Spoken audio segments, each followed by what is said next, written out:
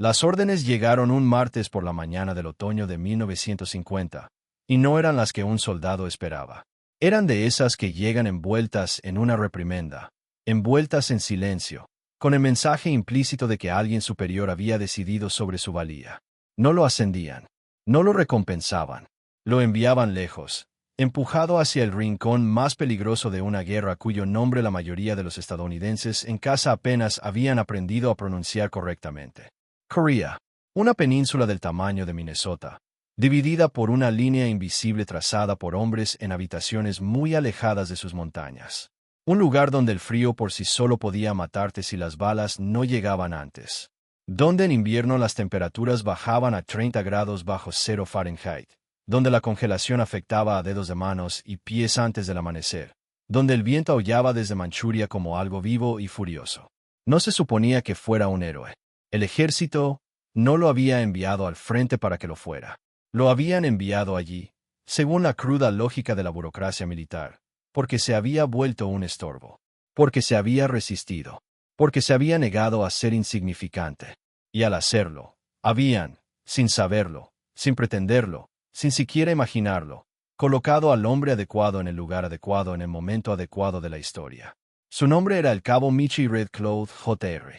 Tenía 25 años, era un guerrero Ochun de Hatfield, Wisconsin, y estaba a punto de hacer algo para lo que los soldados se entrenan toda su vida. Estaba a punto de plantarse solo entre su compañía en retirada y una fuerza enemiga de más de 1000 hombres, heridos, incapaces de caminar, aferrados a un árbol con ambas manos en su arma, y resistir. Esta es la historia de un hombre enviado al frente como castigo, que convirtió ese castigo en leyenda. Para comprender a qué se enfrentó Michi Red Cloud Jr. la mañana del 5 de noviembre de 1950, primero hay que entender lo que le sucedía a todo el comando de las Naciones Unidas en Corea durante aquellas semanas aterradoras. Porque no se trataba simplemente de una peligrosa situación en el campo de batalla. Era una catástrofe que se desarrollaba lentamente. Una catástrofe que las más altas mentes militares del mundo occidental no habían previsto hasta que ya las estaba consumiendo. El general Douglas MacArthur, general de 5 estrellas, comandante supremo de las fuerzas aliadas en el Pacífico durante la Segunda Guerra Mundial, posiblemente la figura militar más célebre en el imaginario estadounidense, había hecho una promesa. Se lo había dicho al presidente Truman, al Estado Mayor Conjunto, a cualquiera que quisiera escuchar, que la guerra de Corea terminaría para la Navidad de 1950. Sus fuerzas habían hecho retroceder al Ejército Popular de Corea del Norte más allá del paralelo 38, hasta el río Yalu en la frontera con China, y MacArthur creía, con la serena confianza de un hombre que había acertado demasiadas veces como para dudar de sí mismo, que el enemigo estaba derrotado.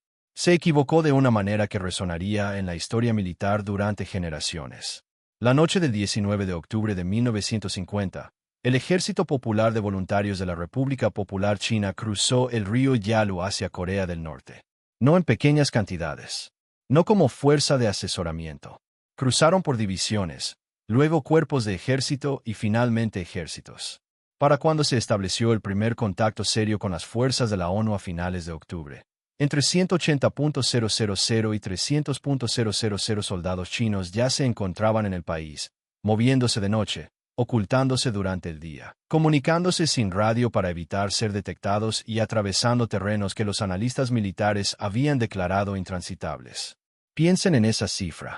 En Normandía, el día de, las fuerzas aliadas desembarcaron aproximadamente 156.000 soldados a lo largo de un día completo de la mayor operación anfibia de la historia. Los chinos habían infiltrado una fuerza comparable, o incluso mayor, en Corea del Norte casi por completo sin ser detectados. En las montañas, en la oscuridad, en el frío. Los servicios de inteligencia estadounidenses y de la ONU no lo detectaron. O bien, desestimaron las advertencias cuando llegaron.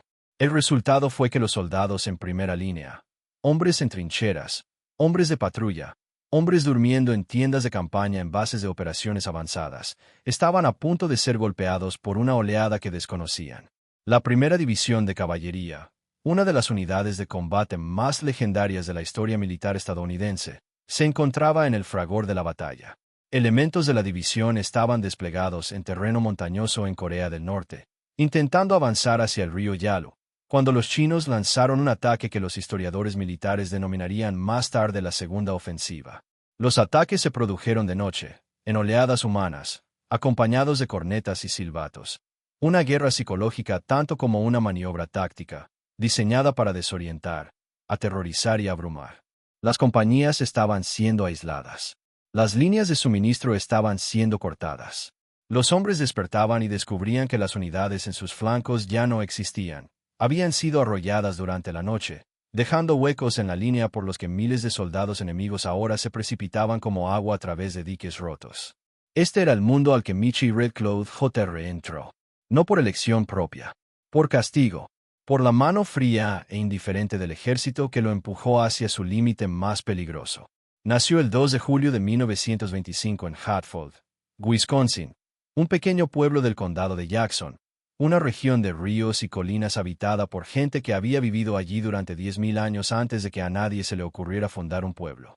Su padre era Joseph Red Cloud y su madre, Lillian, era Ochung, perteneciente al pueblo que se autodenomina Ochungra, el pueblo del idioma grande, una de las naciones de la región de los Grandes Lagos que sobrevivió al desplazamiento forzoso, a la violación de todos los tratados, a todo lo que el gobierno de Estados Unidos les había arrojado, y que seguía allí, siendo ellos mismos, y que seguían engendrando hijos que lucharían por un país que les había arrebatado sus tierras y que, con esa peculiar mentalidad estadounidense, les exigía lealtad. Y sus hijos lo transmitieron. La comunidad nativa americana tiene una de las tasas per cápita más altas de servicio militar en Estados Unidos. Han servido en todas las guerras estadounidenses. Michi Red Cloud Jr. formó parte de esa tradición, pero llegó a ella por su propio camino. Se alistó en la infantería de Marina a los 16 años, demasiado joven para la edad legal, lo que dice mucho de su personalidad. Sirvió en la Segunda Guerra Mundial con los Marine Riders, una unidad de élite que operaba tras las líneas enemigas en el Pacífico. Luchó en Guadalcanal.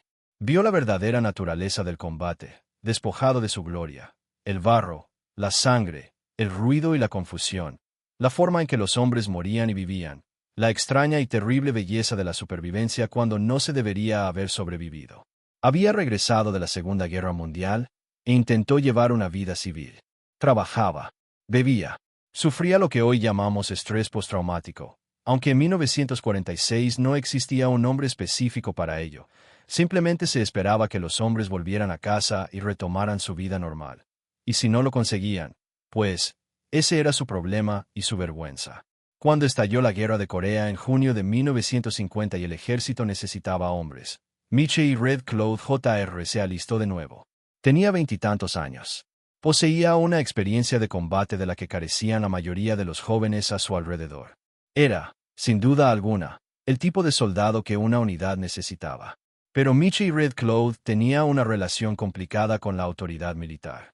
No era un hombre que aceptara órdenes que le parecieran erróneas. No era un hombre que se rebajara para complacer a los oficiales.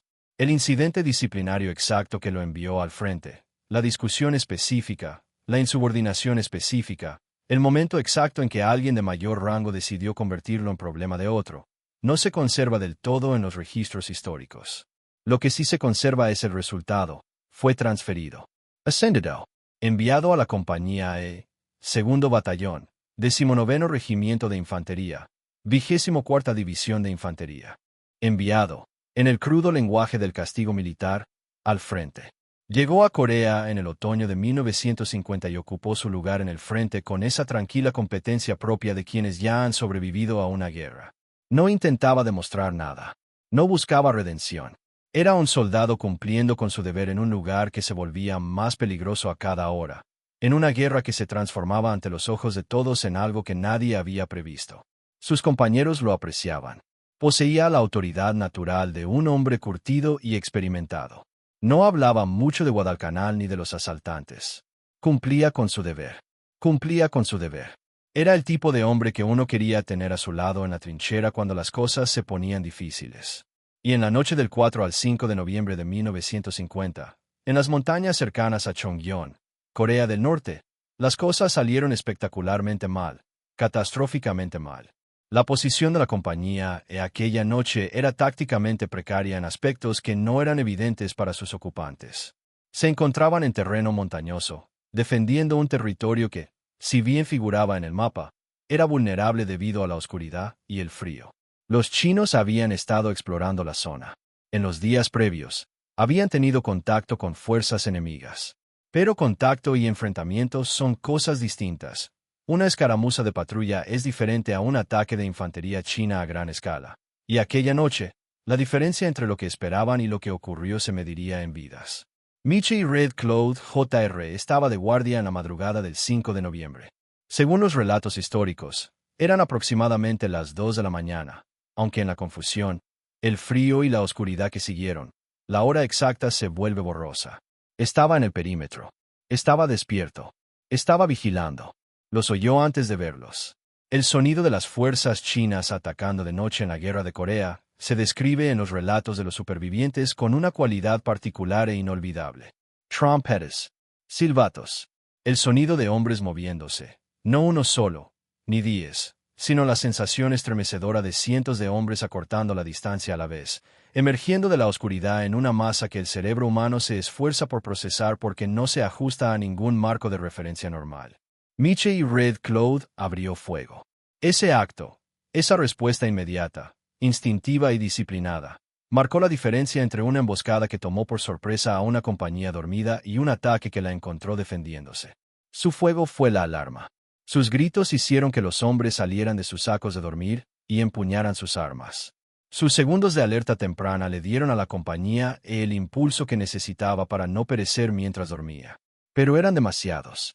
La fuerza china que atacó a la compañía aquella mañana era muy superior en número. Si bien las estimaciones varían en los registros históricos, los atacantes representaban una parte significativa de una unidad de infantería china que llevaba días avanzando por estas montañas, con paciencia y sin ser detectada, esperando precisamente este momento. Atacaron la posición estadounidense con toda la fuerza de una fuerza que sabía que tenía ventaja numérica y planeaba aprovecharla rápidamente antes de que la luz del día y el poder aéreo pudieran equilibrar la batalla. La compañía comenzó a replegarse. No era cobardía, sino una realidad táctica. Cuando te superan en número en un terreno desfavorable y en la oscuridad, te repliegas a un lugar donde puedas combatir. Te reagrupes. Preservas la unidad para que pueda volver a luchar. La alternativa es la aniquilación. Michie Red Cloud lo entendía todo. Había luchado en el Pacífico. Sabía lo que significaba la retirada táctica y por qué a veces era la decisión correcta. También sabía que alguien tenía que cubrirlo. Cuando una unidad se repliega bajo presión, los hombres que se retiran son extremadamente vulnerables. Se mueven, no disparan. Se reorganizan, no combaten. El enemigo, que avanza, puede convertir una retirada controlada en una desbandada si nada lo detiene. Si nada les da a los hombres que se retiran el tiempo necesario para consolidarse y sobrevivir. Alguien tiene que quedarse. Alguien tiene que interponerse entre el enemigo y los hombres que se retiran. Alguien tiene que mantener esa posición. Michie Red Cloud Jr. se quedó. En ese momento ya estaba herido. Una bala china lo había alcanzado. Según los relatos, la herida le alcanzó en el pecho o el abdomen, lo suficientemente grave como para dejar fuera de combate a cualquier otro hombre. Pero Michie Red Cloud no cayó y abandonó la lucha. Hizo algo que desafía cualquier explicación sencilla, algo que se sitúa en la frontera entre la voluntad humana y algo ancestral, algo que su gente podría haber reconocido con un lenguaje diferente. Abrazó un árbol. Se apoyó en el árbol para mantenerse estable, porque la herida le había arrebatado la capacidad de mantenerse en pie, pero no las manos, ni los ojos, ni el fusil automático Browning calibre 30 que sostenía en la mano. Y desde esa posición, herido, inmovilizado, aferrado a un árbol en la oscuridad y el frío de una montaña norcoreana en noviembre, comenzó a disparar. Gritaba a sus compañeros. Les advertía. Les daba instrucciones. Les decía por dónde venía el enemigo, dónde estaba la presión, a dónde debían ir. Su voz resonaba por encima del fragor del tiroteo. Su arma disparaba en ráfagas controladas, disciplinada incluso ahora, haciendo que cada bala contara. Los chinos lo atacaron. Claro que sí. Un solo hombre defendiendo una posición contra un ataque abrumador es un problema que hay que resolver, y lo intentaron. El relato histórico deja claro que siguió disparando, siguió resistiendo, incluso después de sufrir heridas adicionales. Múltiples heridas. heridas que deberían haber sido el final. Mantuvo ese cargo hasta que la mayoría de su compañía pudo retirarse a un terreno defendible. Allí lo encontraron después. Seguía en su puesto, aún con el arma en la mano. El suelo a su alrededor, con el lenguaje silencioso de los casquillos de bala y la evidencia física de la lucha, revelaba exactamente lo que había hecho y el precio que le había costado. Michie Red Cloud Jr. murió a causa de sus heridas en esa posición, en esa ladera, la mañana del 5 de noviembre de 1950. Tenía 25 años. Inmediatamente después, los supervivientes de la compañía llevaban consigo el conocimiento de lo que él había hecho. Los hombres que se habían retirado, que seguían vivos en aquella fría mañana coreana porque un herido se había aferrado a un árbol y se había aferrado a él, lo sabían. Empezaron a contarse las historias, como siempre lo hacen los soldados con las historias de quienes les salvaron la vida, con todo lujo de detalles y la emoción que solo se experimenta al haber estado presentes, al haber sobrevivido. El ejército inició su propia investigación. Se entrevistó a testigos. Se tomaron declaraciones. El registro oficial se elaboró a partir de los testimonios de hombres que habían estado allí en la oscuridad, que habían oído su voz y su arma, que habían logrado ponerse a salvo porque les había dado el tiempo necesario para hacerlo. La recomendación para la medalla de honor se presentó a través de la cadena de mando. El presidente Harry S. Truman otorgó póstumamente la medalla de honor al cabo Michie Red Cloud Jr. el 25 de abril de 1951. La mención describía, en el lenguaje formal de las condecoraciones militares, sus acciones.